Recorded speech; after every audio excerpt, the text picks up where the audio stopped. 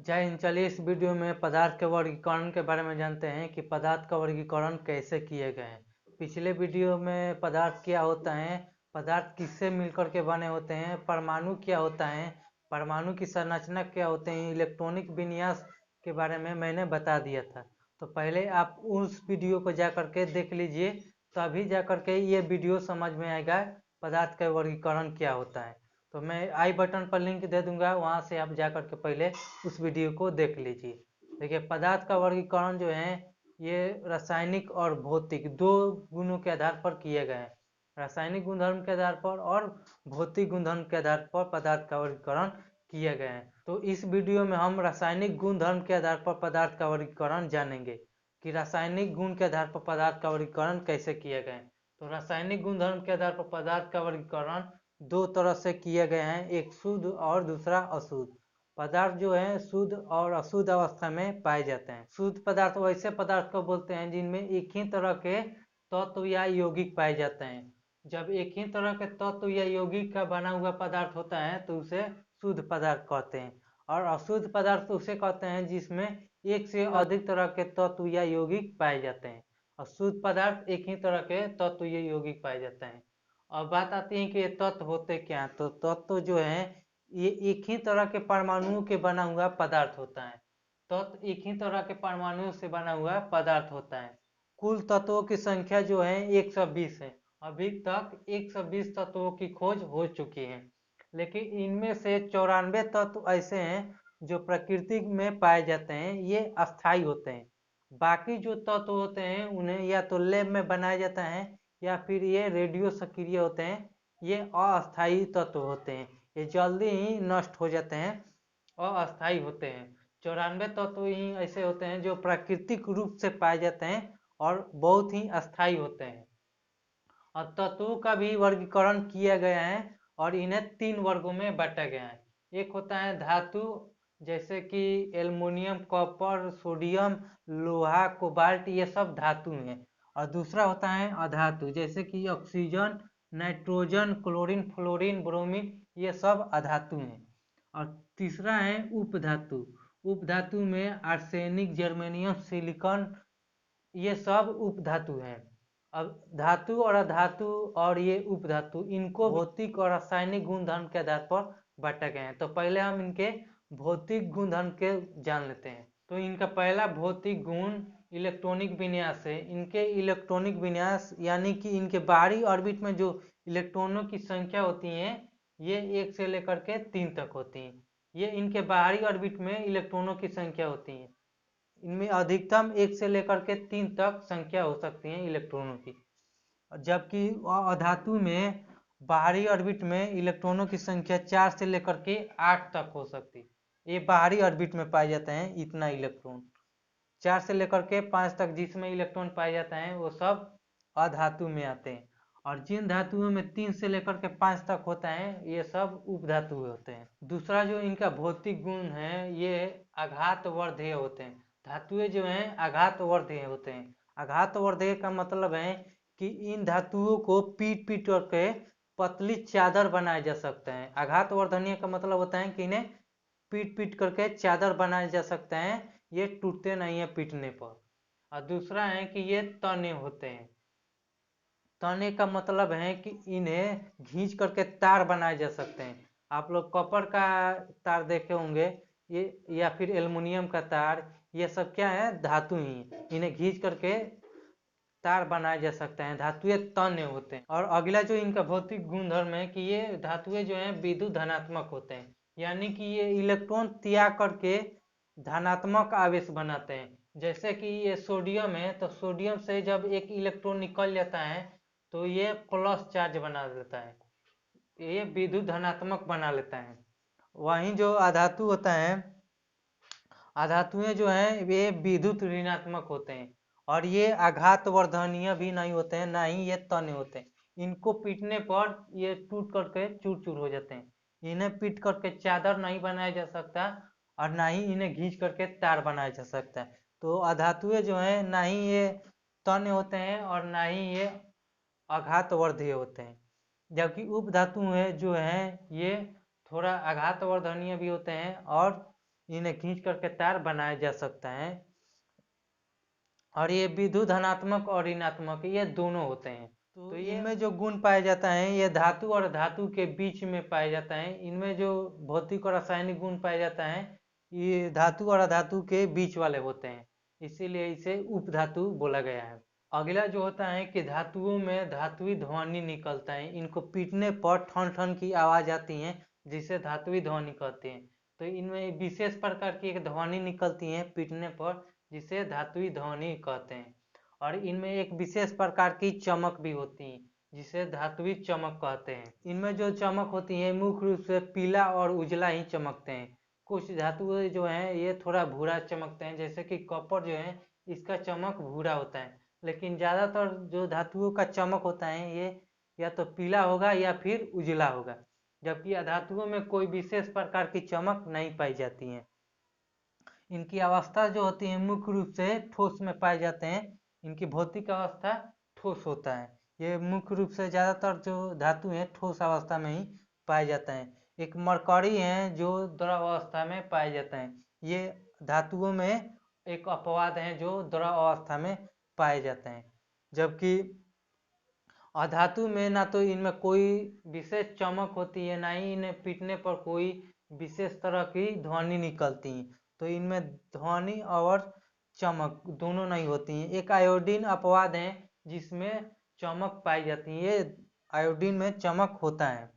इनकी जो अवस्था होती है ये मुख्य रूप से ठोस और गैस में पाई जाती हैं, जैसे कि ऑक्सीजन और ये नाइट्रोजन। ज़्यादातर जो अधातु हैं गैस अवस्था में ही पाए जाते हैं या फिर ठोस अवस्था में, जैसे कि कार्बन जो है ठोस अवस्था में पाया जाता है।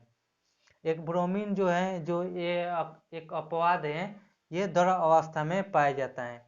और जो उपधातु होता है ये मुख्य रूप से ठोस अवस्था में ही पाए जाते हैं। ये तो हुआ कि इनका सारा ये भौतिक गुणधर्म हुआ, लेकिन भौतिक गुणधर्म में कुछ इनमें अपवाद देखने को मिलता है, जैसे कि इनमें जो ये आयोडीन है इसमें अधातु होते हुए भी इसमें चमक होता है।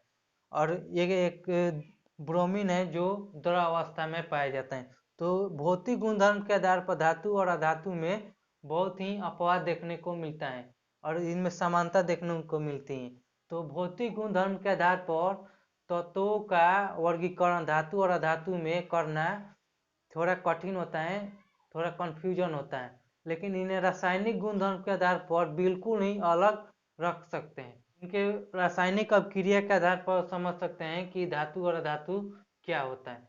तो ये धातु जो है ये ऑक्सीजन से अभिक्रिया करके ऑक्साइड बनाता है और इसका ऑक्साइड भस्मीय होता है।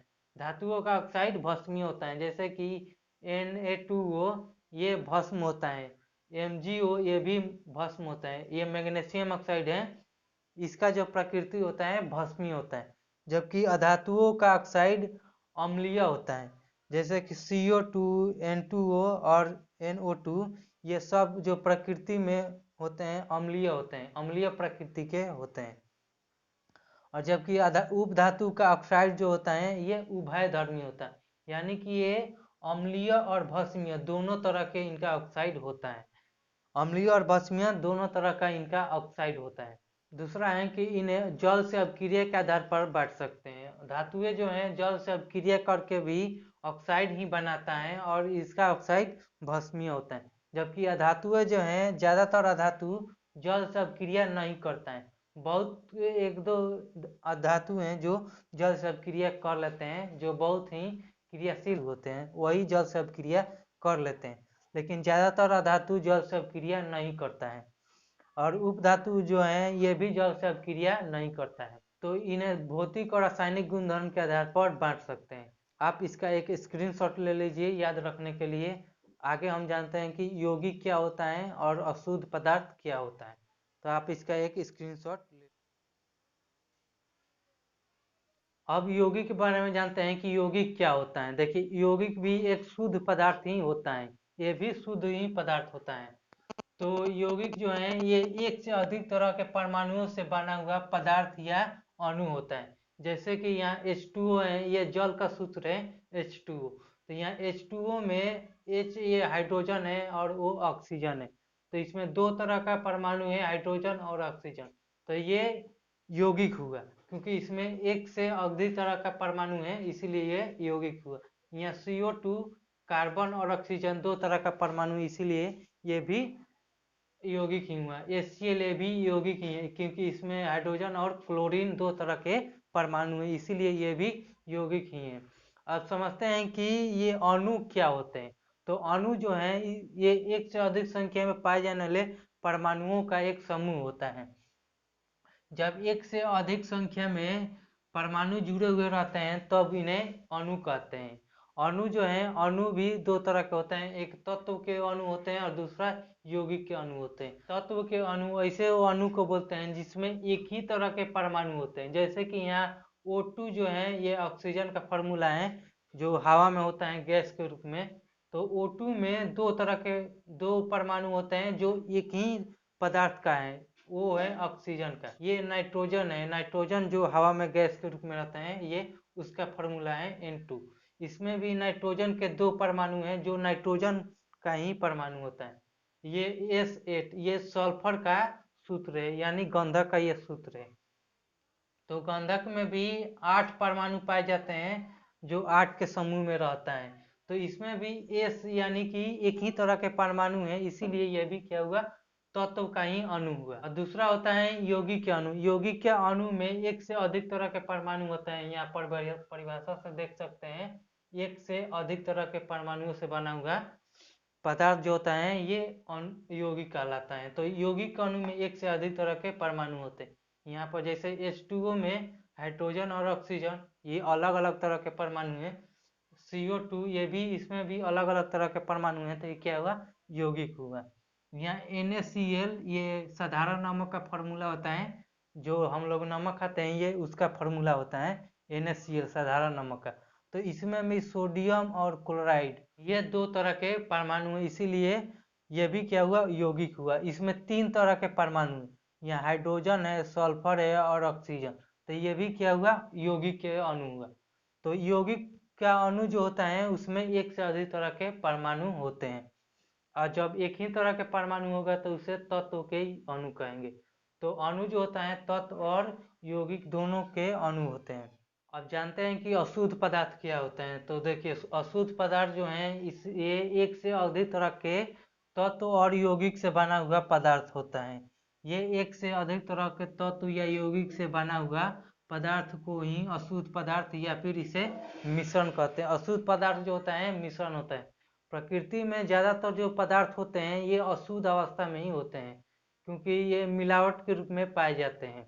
इनमें एक से अधिक तरह के परमाणु तत्व यौगिक ये इसमें एक से अधिक तरह के होते हैं। जैसे कि मिट्टी हो गया, ये भी अशुद्ध पदार्थ है। पत्थर, दूध, ये भी क्या है, मिश्रण है। दूध जो है साधारण आदमी को लगता है जब तक दूध में कोई पानी या अन्य पदार्थ न मिलाया गया हो तो इसे शुद्ध कहते हैं, लेकिन रासायनिक रूप से ये पदार्थ बिना मिलावट के भी अशुद्ध होता है, क्योंकि दूध में वसा, प्रोटीन, जल, मिनरल्स ये सब पदार्थ पाए जाते हैं, इसीलिए ये विज्ञान के हिसाब से अशुद्ध होते हैं। अब अशुद्ध पदार्थों को भी 2 तरह से बांटा गया है। एक होता है समांगी मिश्रण। समांगी मिश्रण में चारों तरफ जो है पदार्थ समान रूप से फैले हुए होते हैं। ये मिश्रण होता है, यानी कि यह अशुद्ध पदार्थ होता है, इसमें एक से अधिक तरह के परमाणु या फिर तत्व यौगिक होते हैं, लेकिन ये चारों तरफ एक समान रूप से फैले हुए होते हैं। ऐसे पदार्थ को समांगी मिश्रण कहते हैं। चारों तरफ एक तरह जैसा संगठन वाले पदार्थ को समांगी मिश्रण कहते हैं। जैसे कि चीनी और पानी को घोल दीजिए तो ये चीनी जो है चारों तरफ पानी में मिल जाता है, इसीलिए इसे समांगी मिश्रण कहते हैं। और एक होता है विषमांगी मिश्रण। ये वैसे मिश्रण को कहा जाता है जिसमें पदार्थ का संगठन चारों तरफ एक जैसा नहीं होता है। किसी तरफ एक पदार्थ ज़्यादा रहेगा और किसी दूसरे तरफ कोई दूसरा पदार्थ ज़्यादा इसमें रहता है। जैसे कि तेल और पानी को मिला दीजिए तो ये बराबर नहीं मिलते हैं, इसीलिए ये इसे विषमांगी मिश्रण कहते हैं। दूसरा हो गया आपका बालू और गिट्टी का उदाहरण। बालू और गिट्टी को मिला दीजिए तो क्या ये चारों तरफ बराबर से मिलते हैं? नहीं मिलते हैं, इसीलिए ये भी क्या हुआ, विषमांगी मिश्रण का ही उदाहरण हुआ। तो एक बार फिर से हम लोग रिवाइज कर लेते हैं। देखिए, पदार्थ को रासायनिक रूप से मुख्य रूप से दो वर्गों में बांटा गया है, शुद्ध और अशुद्ध। शुद्ध पदार्थ में जो होता है तत्व और यौगिक आते हैं, ये शुद्ध पदार्थ होते हैं। और अशुद्ध पदार्थ में आपके मिश्रण होते हैं, और मिश्रण के भी दो पार्ट होते हैं, एक होता है समांगी और दूसरा होता है विषमांगी। समांगी मिश्रण वैसे पदार्थ को कहते हैं जिनका संगठन एक जैसा होता है, और विषमांगी मिश्रण में पदार्थों का संगठन एक जैसा नहीं होता है, किसी एक तरफ ज़्यादा होता है कोई पदार्थ और दूसरे तरफ कोई पदार्थ बहुत ही कम होता है। तो ये विषमांगी मिश्रण के उदाहरण होते हैं। और अणु जो होते हैं ये तत्व और यौगिक के अणु होते हैं। जब अणु में एक ही तरह के परमाणु पाए जाते हैं तो उसे तत्व के अणु कहते हैं, और जब अणु में एक से अधिक तरह के परमाणु पाए जाते हैं तो उसे यौगिक के अणु कहते हैं। तो ये दो तरह के अणु होते हैं। और फिर तत्वों को भी तीन तरह से बांटा गया है, एक धातु और एक उपधातु। तो आप इसका एक स्क्रीनशॉट ले लीजिए। मिलेंगे नेक्स्ट वीडियो में, तब तक के लिए जय हिंद।